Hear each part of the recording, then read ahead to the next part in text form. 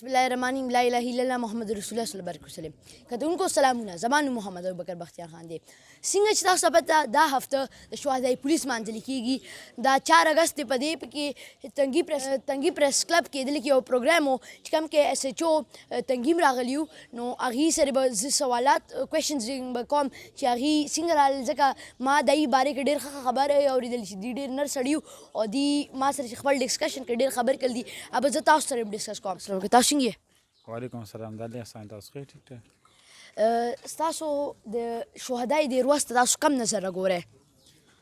د شهدا د ورځ چې کم دا نو دا یو ډیره زمونږ د پاره یو احساس خبره ده او په دې ورځ چې کم دی چې کله دا ورځ راشي نو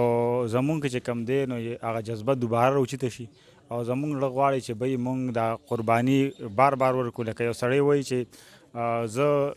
یو ځل نه دوه درې ځل چې کم دی لس ځل را ژوندی شم او بیا شهید شم نو هغه چې څنګه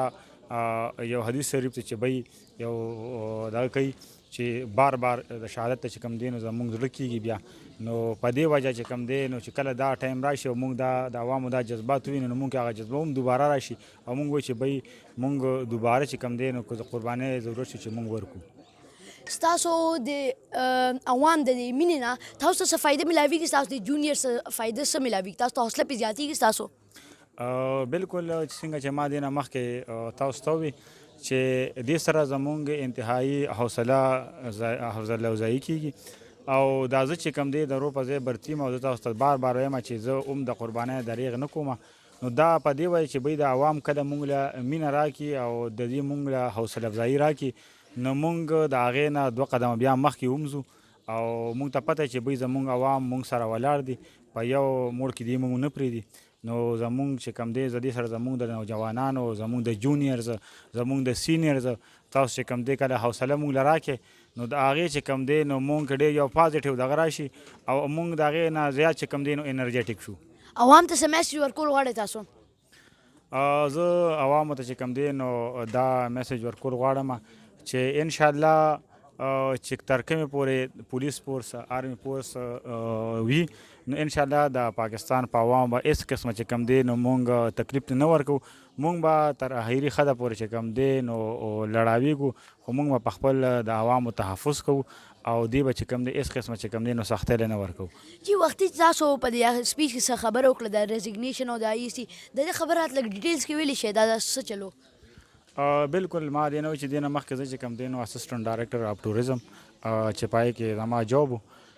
دا چې کوم دی یو فیډرل محکمه ده زه پای کې وم او بیا چې کله زما ورور شهید شو